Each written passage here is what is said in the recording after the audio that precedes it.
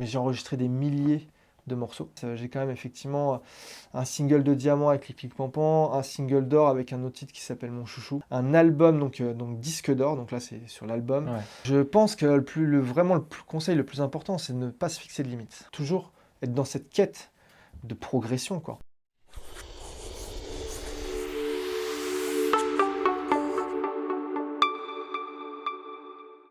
Alors bonjour à tous et bienvenue sur la chaîne des Audacieux, donc la chaîne dédiée à l'entrepreneuriat et plus précisément aux entrepreneurs et à leur parcours inspirant. Aujourd'hui, mon premier invité, puisqu'il s'agit du premier épisode, c'est un entrepreneur lorrain de 40 ans, c'est un passionné de multimédia, un passionné d'audiovisuel. C'est d'ailleurs dans son studio qu'est tournée cette vidéo. J'ai le plaisir d'accueillir Grégory Goldstein. Salut à toi Grégory. Eh ben, écoute, merci Florian pour ton invitation, Eh ben, c'est très gentil d'inaugurer ce format. Et puis voilà, bonjour à tous nos spectateurs. merci à toi de nous accueillir en tout cas puisqu'on est ici chez toi. En fait, c'est Écoute, pas moi qui t'accueille. effectivement, c'est d'une toi. certaine façon, Voilà. on a un petit peu inversé les rôles pour l'occasion. Donc bon, après, c'est vrai que là, on s'invite mutuellement, on va dire. Absolument. Alors toi Grégory, donc tu as 40 ans, tu es C'est ça. nancéien, enfin tu es originaire de Nancy, c'est ça? C'est ça, exactement. Et donc toi tu es à la tête de deux entreprises de production audiovisuelle Ouais. que sont Flash Production et Drone de France. Est-ce que tu peux nous les présenter? C'est ça. Alors en fait, à la base, donc moi je viens, donc c'est vrai qu'aujourd'hui j'aime à dire que je travaille dans les médias au sens large, parce que donc les médias, quand on parle d'audiovisuel, il y a visuel et audio. Et en fait, moi, je viens de l'audio, donc à l'origine, donc j'ai une formation d'ingénieur du son, même si le terme d'ingénieur du son est un terme un petit peu galvaudé, parce qu'en soi, il n'y a pas vraiment de diplôme. La plupart des gens qui se revendiquent ingénieurs du son ne sont pas vraiment ingénieurs, contrairement à ce qu'on pourrait penser. Ça, c'est un peu un dérivé de l'anglais quand on parle de sound engineer. On a transposé ça en français, on dit ingénieur du son. Donc voilà, moi je viens du son. Et ça fait maintenant une vingtaine d'années que je travaille dans le son. Et donc c'est suite à ça que j'ai décidé donc de créer le studio Flash Production qui est à Villers, donc là où nous sommes. Et donc, en fait, de fil en aiguille, par rapport aussi aux demandes que j'ai reçues de mes clients qui me demandaient, mais alors c'est bien, tu fais du son, mais est-ce que tu peux aussi filmer? Est-ce que tu fais également de la vidéo, du clip, ce genre de choses? Donc je me suis dit, bon, en fin de compte, pourquoi pas me former à ces métiers-là, donc métiers donc plus sur le côté visuel, afin de venir compléter en quelque sorte ma formation initiale d'ingénieur du son. Donc c'est là où j'ai décidé en fait de fil en aiguille de me diversifier sur le côté visuel de l'audiovisuel et donc notamment alors, pour le côté Drone de France. Donc effectivement il y a le côté vidéo, on va dire un petit peu classique, et dans un second temps les métiers du drone effectivement qui sont arrivés par la suite, quoi. Et qu'est-ce qui a fait que toi, à partir de ta passion des multimédias, ta passion de l'audiovisuel, tu t'es dit, tiens, je vais créer ma boîte, je vais être indépendant? Alors je pense qu'il y a peut-être aussi une histoire un peu familiale là-dedans, c'est-à-dire que mon père était entrepreneur aussi, donc enfin entrepreneur, il était à son compte. Et donc c'est vrai que un petit peu dans la logique des choses, je me suis dit tiens, enfin je me voyais plus en fait dans l'entrepreneuriat, donc parce que j'aime bien justement être à l'initiative aussi de certains projets, c'est-à-dire que je travaille pour des clients, mais j'ai également des projets personnels que je développe, et j'aime bien ce côté en fait, cette idée de développer ses propres projets. Donc c'était pour moi tout naturel de développer et de créer mes entreprises, quoi. Puis peut-être une volonté d'être libre, de ne pas être dans un carcan métro boulot dodo aussi, je pense, comme beaucoup d'entrepreneurs. Je pense qu'effectivement il y a ce côté-là, c'est que il y a une certaine liberté, même si on est aussi des fois un peu esclave de notre travail, quoi, en tant qu'entrepreneur. On n'a pas la même liberté. Alors c'est tout le paradoxe, parce que je pense qu'effectivement on a une certaine liberté, et d'un autre point de vue, on est peut-être un peu aussi des fois enfermé dans cet entrepreneuriat. Donc oui, pour moi je le vois plus comme le côté liberté de planifier un petit peu sa semaine comme on l'entend, mais à côté il y a le revers un peu de la médaille, c'est qu'on travaille aussi des fois tous les jours, quoi. Et des fois il y a aussi la solitude de l'entrepreneur, Parfois on sent un petit peu, parce que toi tu travailles tout seul, du coup tu n'as pas de salarié. salarié. Tu es vraiment, tu travailles, on va dire, depuis chez toi, grosso modo, même si tu as sans doute des déplacements sur le terrain, puisque je crois que tu as notamment travaillé pour l'Est Nancy-Lorraine ou pour la métropole du Grand Nancy aussi. C'est ça, oui, entre autres, Voilà. effectivement. Là, en ce moment, je travaille avec la ville de Vendeuvre. Alors, en plus, effectivement, de travailler avec la métropole et puis et aussi avec la ville de Nancy. Avec la SNL, j'ai travaillé avec la SNL, effectivement, par le passé. Alors, en tout cas, pour la dernière campagne comment dire, pas la dernière campagne d'abonnement, mais alors, si, d'une certaine façon, parce que j'avais fait la photo de la campagne d'abonnement, mais j'avais fait la vidéo de présentation du maillot pour la saison donc 2023-2024.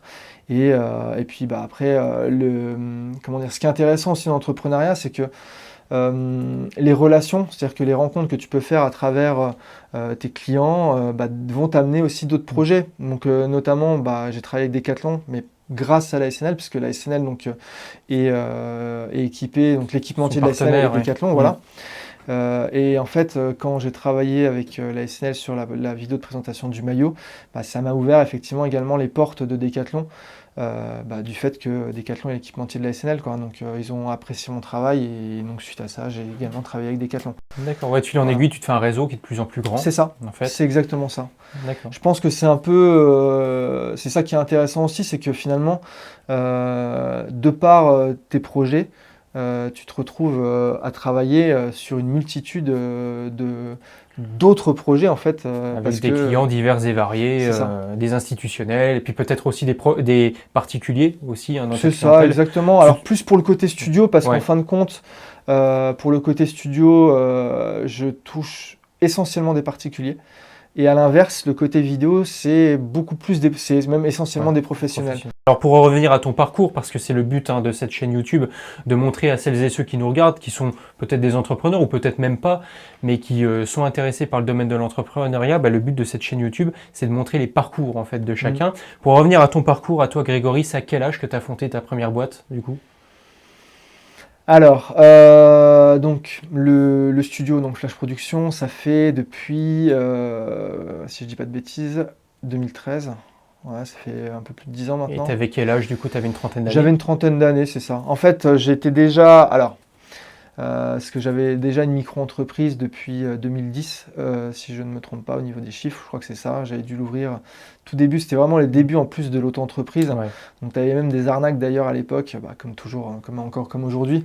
Et c'est vrai que j'avais eu un peu la mauvaise expérience au moment où je m'étais inscrit en tant qu'auto-entrepreneur de ne pas passer sur le site officiel de l'auto-entrepreneur. Et pour la petite histoire, et donc du coup, je m'étais fait soutirer 70 € pour pouvoir justement m'inscrire, alors que c'était gratuit. Je ne savais pas forcément à l'époque. Et ça, c'est vrai que ça en revient un peu à ce que tu disais par rapport à la solitude des entrepreneurs, c'est que des fois, tu peux aussi te faire avoir par tu as des fois les côtés un petit peu négatifs, quoi. Il y a un adage justement, excuse-moi de t'interrompre, mais j'y pense là, mais il y a un adage qui dit qu'un entrepreneur seul est bien mal accompagné. Voilà, vous pourrez le noter, vous qui nous regardez. Si jamais vous souhaitez entreprendre, il faut souvent s'entourer. Alors ça peut être de sa famille, mais dans ton cas, voilà, c'est peut-être, il t'a peut-être manqué un soutien, on va dire, de quelqu'un. C'est ça, et puis c'était vraiment les débuts en plus de l'auto-entreprise. Je pense que de mémoire, c'était un dispositif assez nouveau qui avait vu le jour. En 2008, je crois. C'est peut-être ça. C'est avec moi que je me rappelle de mémoire. J'ai dû m'enregistrer le 1er janvier 2010. En fait, je m'étais dit, tiens, je vais attendre le 1er janvier. Bon, après, ça peut paraître bête dit comme ça, mais en fait, le moment où je me suis dit, tiens, je vais me lancer en tant qu'auto-entrepreneur, on était sur la fin 2009, je me suis dit, bon, allez hop, je vais attendre début 2010, comme ça, ce sera parfait. Ça fera le jour le 1er janvier. Et alors là, je vois, on est dans un studio qui est vraiment intéressant parce qu'il y a beaucoup de matériel. Alors, je vois, il y a des caméras, il y a des micros, enfin tout ce qu'il faut en fait pour enregistrer même des clips. Toi, ça t'a coûté, alors en termes d'investissement, ça t'a coûté combien? Et par quels moyens tu as pu te faire financer finalement?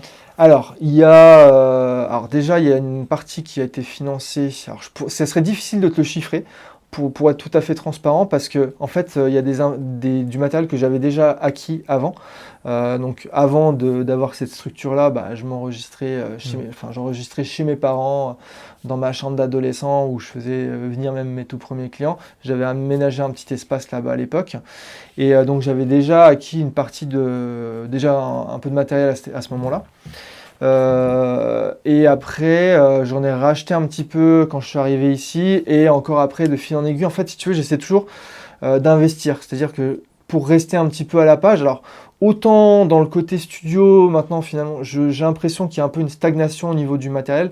Enfin, dans le sens où il n'y a plus vraiment d'évolution, c'est-à-dire que les micros qu'on utilisait il y a 15-20 ans, et c'est encore tout à fait d'actualité aujourd'hui. C'est un peu moins vrai pour les caméras, où là, il y a quand même, on continue encore pas mal à évoluer.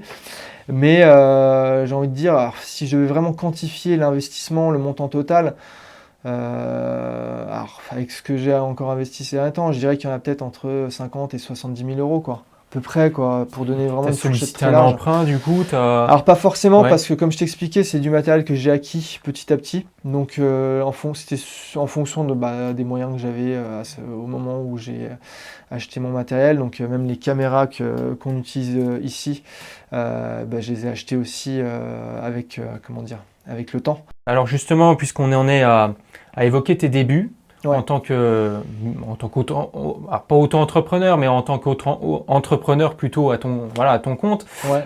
tu dis, voilà, je recevais mes premiers clients chez mes parents dans ma Ouais. chambre d'adolescent. Alors justement, comment tu as fait pour avoir tes premiers clients et signer tes premiers projets? Bah, j'ai envie de dire un peu, peut-être, alors c'est pas super original ce que je vais dire, mais comme la plupart des professionnels, je pense qu'il y a aussi une partie de bouche à oreille. Alors tout début, c'était pas forcément évident, hein, clairement, Ouais. quand j'étais dans la chambre chez mes parents, et puis surtout pour ramener, même pour le côté professionnel, c'est un petit peu difficile parce que finalement, je trouve que quand tu accueilles des gens chez toi, si c'est pas des amis, enfin, Ça se fait pas trop, hein. C'est un peu c'est un peu compliqué. bizarre, quoi. Et Voilà. d'autant plus là, tu étais chez tes parents, donc C'est c'était ça. Donc voilà. en plus, il fallait traverser toute la maison. Ah oui, voilà. d'accord, ouais. C'est pas comme si, effectivement, tu as des cas de figure où tu peux avoir une petite maison sur le côté Ouais. ou un petit appartement qui est attenant à la maison. Moi, j'ai déjà vu ça chez des amis qui ont leur chambre, c'est chez les parents, mais des fois, tu vois, tu as un accès par l'extérieur au genre de choses. Et là, ça aurait pu finalement se faire de façon beaucoup plus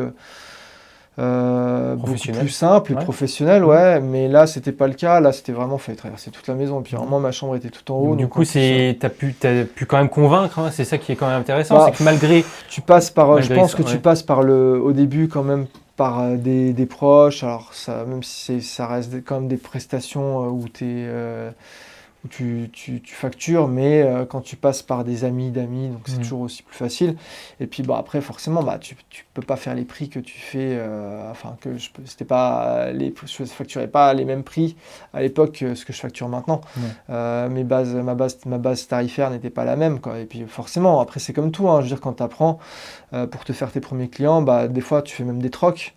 Donc ça peut encore marcher aujourd'hui, hein. Des fois, avec certains professionnels, ça arrive aussi qu'on fasse des échanges de prestations, parce que quand chacun y trouve son compte, en fait, il n'y a pas de mal à ça. Et les meilleures affaires, d'ailleurs c'est un adage, hein, les meilleures affaires ont commencé petites et ensuite se sont agrandies. Alors toi, ce qu'il y a de bien, c'est que tu as pu faire grandir tes sociétés, même si je vais plus parler de Flash Production, qui était ta société d'origine, on va dire. C'est ça. Et donc, ce qui est assez intéressant, c'est que tu as pu donc travailler, comme je le disais, pour des institutionnels, c'est-à-dire la métropole du Grand Nancy, par exemple, mais également pour des artistes. Alors pour le coup, je me permets un peu de rebondir, parce que c'est pas tout à fait vrai. En fait, pour le coup, quand je travaille avec les institutions, c'est plus avec Drone de France. Avec Drone de France, oui. Ouais, c'est plus comme ça que je me suis fait connaître, on va dire, de la métropole ou de la SNL. Et du point de vue Flash Production, c'est plus, oui, comme tu disais, de la musique, de l'enregistrement musical. Exactement. Alors moi, je voudrais qu'on évoque quand même un client quand même assez célèbre avec qui tu as collaboré, c'est le rappeur Yans, rappeur nancéen. Tu as quand même réalisé son clip. Qui a été certifié quand même disque de diamant. Alors c'est pas disque de diamant. Ah si, c'est disque de diamant. Alors effectivement, donc, je regardais. Oui. Je n'ai pas réalisé le clip pour le coup. Là, j'étais du côté son. Ouais. Donc là, c'est moi qui ai mixé cette musique, quoi. Voilà, la musique clic clic pan pan que tout le monde a entendu. Ouais. Voilà. Et donc là, c'était en tant qu'ingénieur du son. Pour le coup, que j'ai collaboré sur ce projet. Et puis j'ai contribué un petit peu à l'arrangement, j'ai ajouté une partie vocodeur à la fin, donc c'est une partie qui est rejouée au synthétiseur. Voilà, mais j'ai également composé pour lui, j'ai également composé 2 titres pour lui. Voilà, donc, et j'ai réalisé aussi une dizaine de clips pour lui. Et alors, comment vous vous êtes connu du coup? Alors, moi, je sais que lui, il est de la région, hein, il est du Grand Est. Mais alors, comment, en fait, c'est toi qui l'as démarché? C'est lui qui avait besoin d'un ingénieur du son? Comment ça s'est passé au début? Et bah tout simplement, comme ça s'est passé avec beaucoup de clients du studio, en fait, il a dû trouver ma structure. Je pense qu'il était en recherche d'un Ouais. studio d'enregistrement à ce moment-là, pour pouvoir donc s'enregistrer. Et en fait, bah, tout simplement, il m'a contacté et puis voilà, on s'est rencontrés, ça s'est bien passé, et puis en fait, c'est une relation qui s'est établie sur la durée, puisque ça fait depuis 2016 que je travaille avec lui, et en sachant que lui a vraiment commencé à décoller, on va dire fin 2020. D'accord. Et donc aujourd'hui, en 2024, alors que ce soit Drone de France ou Flash Production, donc tes entreprises sont globalement bien reconnues hein, dans le secteur, hein, alors dans le domaine de l'audiovisuel. Comment tu vois l'avenir? Est-ce que tu as des projets particuliers là prochainement dont tu aimerais nous parler ou comment tu vois l'avenir en fait pour tes deux entreprises? C'est quoi tes ambitions en fait? Voilà. Alors, mes ambitions, je vais plus parler pour le coup pour le côté drone, puisque c'est là-dessus où je cherche toujours, enfin drone et vidéo. Le côté studio, si tu veux, pour moi, c'est quelque chose où, je vais pas dire que j'en ai fait le tour, parce que ça fait, mais j'ai enregistré des milliers de morceaux, vraiment. Enfin, Quand même, hein. Ouais, vraiment. Ouais. C'est énorme en fait, et Ouais. parce que quand je vois ce qu'il y a dans mes disques durs, ça pourrait te donner des maux de crâne parce que c'est Ouais. vraiment, il y a des dossiers à perte de vue et dans chaque dossier, pareil, tu as des sous-dossiers, enfin, donc il y a vraiment, ouais, clairement des milliers d'enregistrements. Donc j'ai un petit peu écrémé et puis, alors c'est ça qui est intéressant aussi, je fais une petite parenthèse d'ailleurs dans ce métier, même du studio, c'est que tu es confronté à tout type de clientèle, c'est-à-dire des rappeurs, des rockers, des chanteurs qui veulent faire des télécrochets, tu vois, de tout, absolument tous les profils et tous les types de clients. J'ai fait des enterrements de vie de jeunes filles, T'es à toutes les sauces, mais quoi. à toutes les Ouais. sauces, et si tu veux des trucs auxquels je n'aurais jamais pensé en fait, Mm. même avant de commencer ça, j'aurais jamais pensé que je ferais ces projets-là, quoi. J'aurais pas forcément imaginé effectivement que j'aurais, même au niveau des certifications, tu me parlais d'Ians, j'ai quand même effectivement un single de diamant avec les clics pampans, un single d'or avec un autre titre qui s'appelle Mon Chouchou, donc, qui a été certifié single d'or, un album, donc disque d'or, donc là c'est sur l'album. Ouais. Voilà, donc il y a eu effectivement plusieurs certifications, et puis il y en aura probablement encore d'autres derrière. Donc c'est sûr que ça, si 10 ans en arrière, j'aurais pas forcément dit que oui, j'aurais ces certifications-là, parce que c'est quand même assez peu de monde hein, qui peuvent dire qu'ils ont eu des disques d'or. C'est pas tout le monde quand même, quoi. Ouais. Donc c'est aussi une fierté. Et donc ouais, c'est pour ça que j'estime que si tu veux, je suis arrivé un peu peut-être à la fin d'un cycle par rapport au studio, et je continue à en faire et je continuerai à en faire. Mais c'est vrai qu'au jour d'aujourd'hui, mon ambition est peut-être plus portée sur le côté vidéo et développer ma clientèle vidéo. Parce que comme je te disais que le studio, j'ai même enregistré des milliers de titres, j'estime que j'ai peut-être un peu moins besoin de développer ce côté-là. Ouais. J'ai l'impression vraiment d'être maintenant implanté de par ma longévité. Et maintenant, j'ai vraiment envie d'axer aussi sur ce côté vidéo qui est peut-être plus récent pour moi. Et il y a aussi peut-être plus, j'ai peut-être une fraîcheur aussi par rapport au fait que il y a moins cette longévité que je peux avoir par rapport au studio. Et j'ai vraiment envie de développer ça aujourd'hui. Donc mes ambitions, elles sont là-dessus, et voilà, et de continuer. Alors, j'ai travaillé donc sur un film pour la ville de Nancy là, qui est sorti il y a quelques mois, qui s'appelle Le Voyage intérieur. Donc ça, j'avais fait Voyage à Nancy il y a 4 ans. Alors le Voyage intérieur, c'était pas mon idée pour le coup, c'était l'idée, le titre Nancy le Voyage intérieur, c'était vraiment l'idée d'une des personnes qui travaillait à la com à la ville. Et je trouvais ça sympa, parce qu'en fin de compte, c'était beaucoup sur les intérieurs. Cette fois-ci, alors je volais en drone à l'Opéra. À l'Opéra, à la mairie aussi, je crois, non? Alors à la mairie, Ouais, à la mairie, à Nancy Thermal, tous les lieux bien connus des Nancéens. À la bibliothèque, c'était incroyable quand même. C'était incroyable de voler à la bibliothèque Stanislas. C'est juste, en fait, la bibliothèque, elle est absolument magnifique. Et tes ambitions, c'est de continuer dans cette voie. Mais ça, j'adore en fait. C'est-à-dire que si tu veux, si demain je pouvais décliner ce type de projet, mais ailleurs. Je pense que comme chaque entrepreneur, tu as une part de curiosité en toi. Et comme disait Bernard Tapie, réussir sa vie, c'est d'avoir envie de tout devenir, je crois, si je me souviens bien. Ouais, Et toi, je pense que voilà, tu as cette curiosité, t'es toujours dans le monde de la musique, mais maintenant, tu as bien peut-être sûr. plus cette volonté voilà, de toucher à autre chose, notamment la vidéo.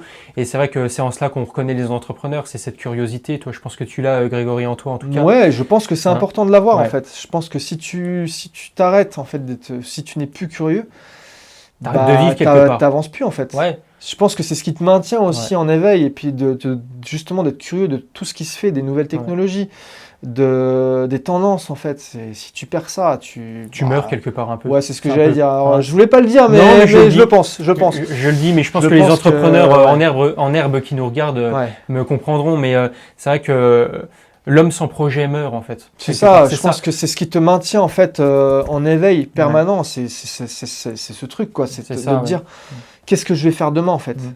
Et t'es toujours passionné, ça fait plaisir et ça s'entend. Donc je tenais Ouais, à te le bah dire. écoute, Et pour on terminer essaie. ce premier épisode donc, de la chaîne Les Audacieux, est-ce que tu aurais des conseils à donner à celles et ceux qui soient vidéastes ou pas, mais qui souhaiteraient se lancer dans l'entrepreneuriat au sens large? Ouais. Est-ce que tu aurais des conseils comme ça Alors moi tu dirais je dirais, alors parce qu'encore une fois je pense que vidéaste ça c'est peut-être un peu clivant. Hmm. Je vais pas forcément donner un conseil aux vidéastes parce que Non, à tout je pense que entrepreneur, moi j'entends. mais je trouve que Ouais. c'est plus intéressant effectivement de réfléchir au sens un peu plus large. Hmm. Je pense que vraiment conseil le plus important c'est de ne pas se fixer de limites en Ouais. fait. Ça c'est vraiment un truc que j'essaie de m'appliquer, c'est que je pars du principe que on a suffisamment de monde en fait de monde autour de nous. euh, pour nous mettre des limites en fait. Ouais. Et je pense que si tu veux, ça part même de petits.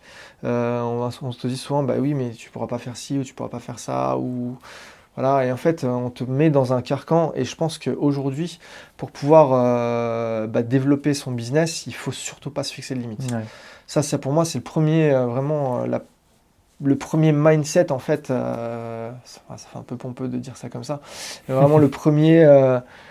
L'état d'esprit en fait. Le premier état d'esprit, L'état ouais, c'est d'esprit ça, de c'est conquérant, l'état quoi, d'esprit, ouais. pour moi, l'état d'esprit dans lequel il faut se mettre, c'est Ouais. ça, c'est ne pas se fixer de barrière en fait. Il y a suffisamment de monde pour t'imposer des limites que pour t'en fixer toi-même. Et pour moi, le deuxième conseil, c'est avoir confiance en soi, Ouais. qui en découle un peu, ça découle un peu du premier conseil. C'est le deuxième, c'est de se dire, il y a personne qui croira plus en toi que toi-même. Mm. Donc, crois en toi, crois en tes projets. Et naturellement, en fait, si tu crois en toi, eh ben, tu vas réussir à développer tes projets. Il n'y a pas de raison, en fait. Mais après, il faut se donner. Et peut-être quand même le troisième. Donc, je dis, premier, pour moi, c'est de ne pas se fixer de limites. Mm. Le deuxième, c'est de croire en soi. Donc, pour moi, c'est intrinsèquement lié. Et le troisième, c'est d'être déterminé, quoi, en fait. Le Y aller troisième vraiment, conseil, quoi. c'est vraiment Ouais. d'être déterminé et de croire en soi. Donc, deuxième conseil. Mais le troisième, c'est d'être déterminé, de travailler, de jamais baisser les bras et de franchement, de se dire, mais en fait, d'y aller, tu vas subir des échecs, forcément. Ça fait partie de la vie, mais l'échec fait partie de la réussite, en fait. Pour moi, l'échec, c'est une étape sur le chemin de la réussite. Et pour pouvoir réussir, eh ben, tu es obligé à un moment de te ramasser. Bien sûr. Donc, Et tu vois, moi qui suis aussi un entrepreneur, j'ajouterais aussi un quatrième conseil, c'est de savoir bien s'entourer aussi. Je pense ouais, qu'on n'entreprend jamais seul. Tu vois. Alors toi, c'est sûr, tu as fondé Flash Production, tu as fondé Drone de France, tu es un peu un self-made man, on va dire. c'est ça. Mais moi, je pense que si tu t'entoures pas, à un moment donné, tu minimises tes chances aussi de réussir. Je Bien pense sûr. que le réseau, alors toi, tu dis tu as pu avoir tes premiers clients par le bouche à oreille notamment, mais tu vois, le réseau, et notamment ton réseau proche, Mm. c'est ce qui fait aussi la différence entre celui qui réussit et celui qui réussit. Alors, je Pardon. suis d'accord. Je suis d'accord avec toi. Effectivement, si tu veux, moi, j'ai cette logique maintenant que je n'avais pas au tout début. De me dire, bah, je vais peut-être intégrer justement des réseaux. Alors, quand je dis intégrer des réseaux, il y en a une multitude, hein, on ne va pas forcément tous les citer. Et ça n'a pas vraiment un grand intérêt, Non. mais tu as différents types de réseaux que tu peux intégrer et qui peuvent t'apporter des opportunités. Mais ça ne fait pas tout. C'est-à-dire qu'en fait, si tu veux, pour moi, je pense que le réseau est un complément. Tu pourras avoir le meilleur réseau du monde si tu n'es pas bon dans ce que tu fais. Ça marchera pas. Tu te en fait. rateras. Ouais. Voilà. Mm. Donc, mais effectivement, le réseau, comme tu dis, c'est très important. Et c'est sûr que si tu es tout seul dans ton coin et puis que t'es pas, il faut savoir, et puis il faut savoir communiquer. Alors, 5e conseil. Oui. Il faut en plus effectivement d'avoir un bon réseau, je pense qu'il faut être un bon communicant. Alors, c'est peut-être c'est pas forcément à la portée de tout le monde, parce que tu as des personnes qui sont... C'est pas toujours naturel, je pense, de savoir bien communiquer. Tu as des personnes qui vont être timides, qui vont être enfermées. Moi, j'étais pas forcément un super communicant, je pense, au tout départ. Tu vois, j'étais plutôt un enfant timide qui allait pas vers les autres. Et je pense que si tu veux, avec l'expérience, et puis à un moment, il faut y aller, quoi. Il faut se planter. Il faut forger son expérience. Il faut se planter aussi. Il y a un adage qui dit qu'il ne se plante pas ne pousse jamais aussi. Ah, donc, c'est pas mal, ça. puisque voilà, tu faisais aussi référence à ça, au fait de il faut pas avoir peur de l'échec quand on entreprend, effectivement. Et tu vois, prospecter, moi c'est une chose que j'ai été amené à faire aussi dans mes activités. C'est sûr, moi j'étais un petit peu comme toi, j'étais un adolescent assez timide et un enfant encore plus timide. Et c'est vrai que comme tout entrepreneur, j'ai été obligé de faire ce travail que tu as fait finalement. Et je pense que le propre d'un entrepreneur aussi, c'est que l'entrepreneur ne reste pas dans sa zone de confort. Il a toujours, parce qu'il a des ambitions qui sont tellement importantes, quelque part, qu'il est obligé de sortir de sa zone de confort. À un moment donné, il peut pas rester tel qu'il est. Voilà. Bien sûr. Et du coup, toi, c'est un petit peu ce que tu as fait. Et félicitations parce que c'est pas facile. Tu as besoin de passer par tous ces chemins-là pour pouvoir arriver là. Et puis après, c'est encore une fois, on n'est que sur le chemin, parce que je pense que l'objectif, c'est pas de se dire, aujourd'hui, moi j'ai 40 ans, je sais que tu es un petit peu plus jeune que moi, mais tu vois, si tu te dis, ok, là j'ai fait ça, ok, super. Mais je pense qu'il faut toujours se fixer des objectifs, c'est super important. Sûr. Et c'est vrai qu'on parlait, tu vois, des conseils à donner aux entrepreneurs. Je pense que c'est super important aussi de continuer à se fixer des objectifs. Ouais. C'est-à-dire que même si tu atteins certains objectifs, il faut toujours se fixer des objectifs, parce que c'est ce qui te permet d'avancer. Et c'est ce qui fait que tu vas aussi justement toujours être dans cette quête de progression, quoi. C'est toujours avoir des nouveaux objectifs. Tu vas atteindre un objectif, fixe-toi-en un nouveau, en fait. Toujours avoir faim. Toujours avoir faim, et puis surtout, je pense, voir loin, parce qu'en fait, il y avait un adage, je pense que parce qu'on était un peu sur les adages, mais comme on dit, pour pouvoir atterrir, faut viser la lune pour au moins atterrir dans les étoiles. Pour atterrir dans les étoiles, c'est ça? C'est ça, absolument. Tu vois, je sais pas qui c'est, mais ouais, voilà, c'était à peu près ça. Oui. J'étais plus sûr de mon coup, mais c'est pour ça que je me mets toujours un peu. T'inquiète pas, je suis là. Voilà, je vois que tu es là pour m'aider, mais c'est vrai que je pense que c'est super important, effectivement, d'avoir de l'ambition et toujours être dans cette recherche, justement, de se fixer toujours des objectifs, quoi. Et comme disait Steve Jobs, stay hungry, stay foolish. Voilà. Restez insaciable, soyez fou. Mais c'est ça. Mais c'est exactement ça. Je pense que c'est peut-être le dernier conseil qu'on peut donner à nos chers amis qui nous regardent, entrepreneurs en herbe ou non. C'est aussi des conseils de vie, je pense, qu'on donne.